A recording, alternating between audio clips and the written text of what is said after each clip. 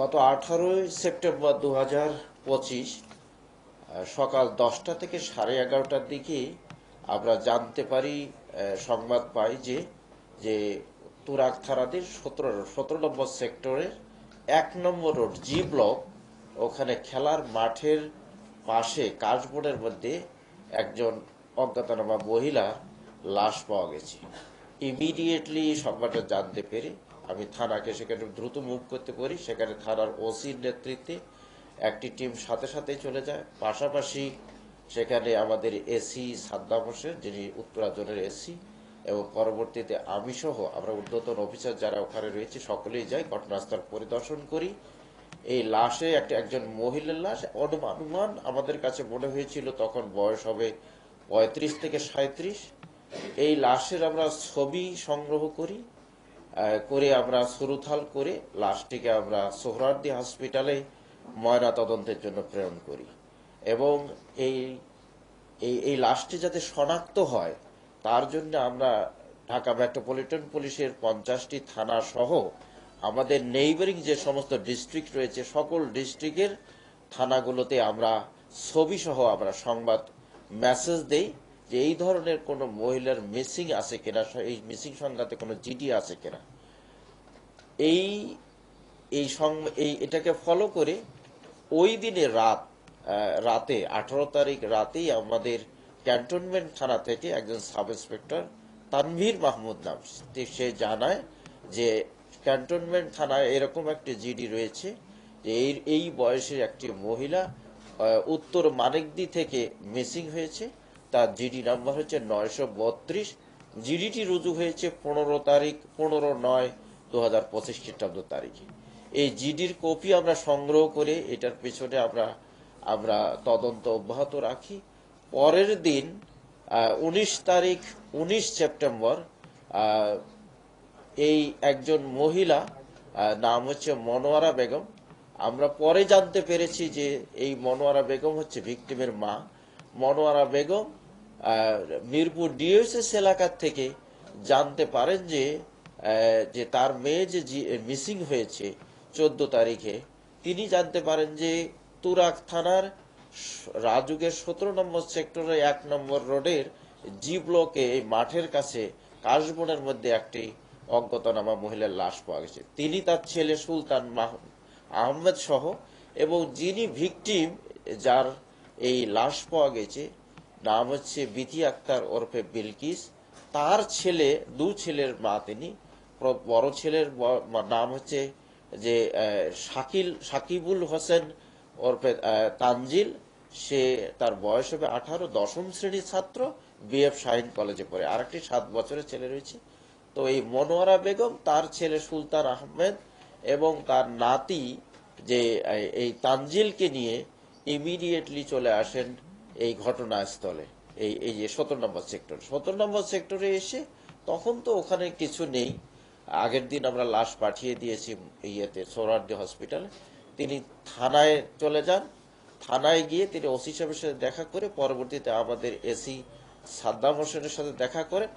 দেখা করলে তার দেওয়া তিনি এই কিভাবে তার মেয়ে হারিয়ে গেছে, এবং ওখানে যে আমরা ছবি সংগ্রহ করেছি, যে ছবি তাদেরকে দেখিয়েছি, এবং ছবির যে পোশাক রয়েছে, তার মাথায় হিজাব পরিহিত, তার শরীরের মধ্যে যে লাল রঙের ব্লক প্রিন্টের যে টি শার্ট ছিল, এবং তার যে কালো রঙের প্লাজো পরা ছিল, এটা দেখে বিশেষ করে তার ছেলে তানজিল তাকে শনাক্ত করে যে এটি তার মা। পরবর্তীতে তারা অন্যান্য সবকিছু বিষয় মিলিয়ে 3 জন শনাক্ত করে যে এটি তাদের হারিয়ে যাওয়া, মিসিং হওয়া মেয়ে বিলকিস। বাবুল স্বীকার করে যে তিনি এবং তার সাথে থাকা আরো 3 জন লোক মিলে তার পরিচিত বন্ধু মানুষ যাদের সাথে সে চলতো, তাদেরকে সাথে নিয়ে সে তার স্ত্রীকে মেরে ফেলেছে। তিনি আরো জানান যে তিনি প্রায় 2-3 মাস আগ ধরে তার স্ত্রীকে এই হত্যার পরিকল্পনা করেন তাদের সাথে, এবং পরিকল্পনা করে শেষ 14 সেপ্টেম্বর 2025 এই 17 নম্বর সেক্টরে তাকে নিয়ে গিয়ে তাকে সন্ধ্যা 7:30 থেকে 9:30-র মধ্যে, ঘটনাটি সে ঘটিয়েছে 9টা থেকে 9:30-র মধ্যে কাশবনের মধ্যে, ওখানে কাশবনের মধ্যে নিয়ে গিয়ে তাকে গলা টিপে তাকে হত্যা করে। আমরা তার দেওয়া তথ্য, বাবুলের দেওয়া তথ্য মতে আমরা তার এই হত্যা কাজে সহযোগিতা করেছে যে সেই 4 জনের মধ্যে আরেকজনকে গ্রেপ্তার করে, নাম হচ্ছে সম্রাট। সম্রাট থাকতো মূলত 12 নম্বর সেক্টর পল্লবী থানা এলাকায়, 12 নম্বর মিরপুর 12-তে, ওই কালাপানি এলাকায় লেন 6-এ সে থাকতো। তো তাকে আমরা গ্রেপ্তার করেছি, সে এই কাজে সহযোগিতা করেছে এবং সে তারা যাদেরকে জিজ্ঞাসাবাদ করে তারা স্বীকার করে যে হ্যাঁ, সম্রাটও জানায় যে সে তার এই এই বাবুলের স্ত্রী বিলকিস বেগমের পা চেপে ধরেছিল, তখন বাবুল তাকে গলা টিপে হত্যা করে। এ কাজে আরো 2 জন সহযোগিতা করেছে, একজন পাশে ছিল আর একজন ওই সময় হত্যার সময় ছিল। আমরা তদন্তের স্বার্থে বাকি 2 জনের নাম প্রকাশ করছি না। আমরা আমাদের অপারেশন অব্যাহত রয়েছে, আমরা আশা করি খুব দ্রুত বাকি 2 জনকেও আমরা গ্রেফতার করতে পারবো।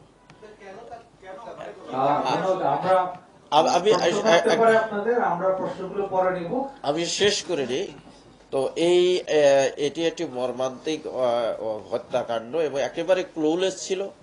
এবং আমরা এই ঘটনায় আমাদের তুরাগ থানায় একটা মামলা, হত্যা মামলা রুজু হয়েছে। মামলা নাম্বার হলো 20-9-2025 খ্রিস্টাব্দ, ধারা হচ্ছে আমরা 302, 201, 34 পেনাল কোডে রুজু হয়েছে। মামলাটি রুজু করছে আমাদের একজন sub inspector SI Saiful Islam নামে।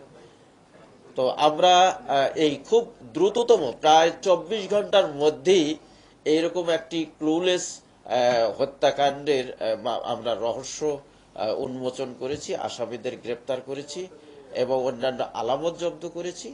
আমরা মনে করি এটি আমাদের উত্তরা বিভাগের প্রত্যেকটি বড় বড় অপরাধের কাজে আমাদের একটা টিম হিসেবে কাজ করি। আমার নেতৃত্বে টিমটি চলে এবং আমি প্রত্যেকটা ঘটনায় আমরা সকলে থানার অফিসারদের সহ, এসিদের সহ, এডিসি সহ আমরা একত্রে টিম ওয়ার্ক হিসেবে নিরলসভাবে কাজ করি। এবং এখানেও তাই হয়েছে। আমরা 2 দিন যখন লাস্টে পাওয়ার পর থেকে আমরা কোনো ধরনের স্পেস দেইনি, একদম টানা আমরা থানায় বসা ছিলাম, থানায় খেয়েছি, থানায় ঘুমিয়েছি, থেকে আমরা উদ্ধার করেছি। এবং একে যে আমাদের এসি সাদ্দাম খুব বড় কাজ করেছে, টেকনোলজিক্যাল কাজগুলো সে বেশি করেছে, আমাদের ওসি এবং সাব ইন্সপেক্টররা কাজ করেছে। আমি সেখানে অলওয়েজ সেখানে শুরু থেকে শেষ পর্যন্ত ছিলাম, গাইড করেছি যাতে কোনো ধরনের এই ঘটনা এখন লুজ দিলে বা কোনো ধরনের সময় নিলে হয়তো এই হত্যাকাণ্ডটি উন্মোচন, রহস্য উন্মোচন করতে আমাদের জন্য কঠিন হবে। আমরা আমরা আমরা এটি একটি বড় সাফল্য বলে আমরা মনে করছি। ধন্যবাদ আপনাদের দেই। আমাদের 2 জন যে আসামি গ্রেপ্তার হয়েছে তারা 2 জনেই এই হত্যার সাথে নিজেদেরকে জড়িয়ে স্বীকারোক্তিমূলক জবানবন্দি আমাদের কাছে দিয়েছে এবং তারা বিজ্ঞ ম্যাজিস্ট্রেটের কাছেও CRPC 164 ধারায় তারা স্বীকারোক্তিমূলক জবানবন্দি দেবে এবং সে কারণে তাদেরকে আমরা বিজ্ঞ আদালতে প্রেরণ করেছি। আমরা আশা করি বিকালেই আমরা এই স্বীকারোক্তিমূলক জবানবন্দির কপি আমরা পেয়ে যাব। আমরা তারা যে স্বীকারোক্তিমূলক জবানবন্দি দিয়েছে, তার হাজবেন্ড বাবুল যেটা আমাদেরকে জানিয়েছে সেটি হলো যে সে তাদের মধ্যে প্রায় দীর্ঘ 6 বছর ধরে এই দাম্পত্য কলহের পেছনে বড় কারণ হচ্ছে সে তার স্ত্রী অনেকগুলো টাকা, এই প্রায় 20 থেকে 25 লক্ষ টাকা সে এবং তার স্ত্রী মিলে মানুষের কাছে লাভের উপরে গ্রহণ করেছে, এই ইন্টারেস্টের উপরে। এবং এই টাকার লোন প্রচুর তাকে ইন্টারেস্ট দিতে হয়। সে বাবুল চাকরি করে 901 ঢাকা ক্যান্টনমেন্টের 703 সেন্ট্রাল ওয়ার্কশপে। সে মেকানিক হিসেবে কাজ করে, মিডিয়াম যে ওয়ার্কশপ সেখানে কাজ করে, সেখানে চাকরি করে, সিভিল জব। তো সেখানে সে 31,000 টাকার মতো বেতন পায়। এই টাকা দিয়ে তার প্রতি মাসে যে তার সুদের টাকা দিতে গিয়ে তাকে হিমশিম খেতে হচ্ছে। এবং এগুলো নিয়ে যখনই সে বাসায় যাচ্ছে, তার স্ত্রী মানুষ যেহেতু সুদের টাকার জন্য অলওয়েজ আসতেছে, তো সে শুতে পারে না, খাইতে পারে না, অলওয়েজ এই যে পাওনাদাররা সবসময় এসে তার বাসায় যন্ত্রণা করছে। তার স্ত্রী তাকে এগুলো নিয়ে খুব বকাবকি করছে এবং এটা নিয়ে তাদের মধ্যে দাম্পত্য কলহ চরম পর্যায়ে। এবং তার সংসার চালাতে গিয়ে তার আরো অভিযোগ রয়েছে তার স্ত্রী যেই টাকা নিয়েছে সে হয়তো সে সন্দেহ করে তার ভাইকে বা তার মাকে দিয়েছে, এবং এগুলো নিয়ে তাদের মধ্যে দ্বন্দ্বটা চরমে। লাস্ট 2-3 মাস আগে সে পরিকল্পনা করেছে যে এই এই হত্যাকাণ্ড, সে তার স্ত্রীকে সে মেরে ফেলবে। এবং প্রত্যেকে তার সাথে যে চলে সাঙ্গপাঙ্গ, এই 4জন মানুষ, একজন সম্রাট আর 2জনের নাম আমাদের কাছে রয়েছে, তাদেরকে সহ সে এই কাজটি, হত্যাকাণ্ডটি ঘটিয়েছে। তাকে হত্যা করলে যে সমাধান হবে, মানে এটা বাবুল কিভাবে বুঝলো বা বিবেচনা করবে? এইটি এই ধরনের কোনো সমাধানের বিষয়ে কোনো কথা সে বলেনি। সে তো ধরেন লেম্যান, অল্প শিক্ষিত বা অশিক্ষিত মানুষ। বাবুলের বয়স হবে আপনার 35 ইয়ার্স ওল্ড, এরকম হতে পারে। তার এই যে কলহের যে সে হয়তো একমুখী হয়তো চিন্তা করেছে।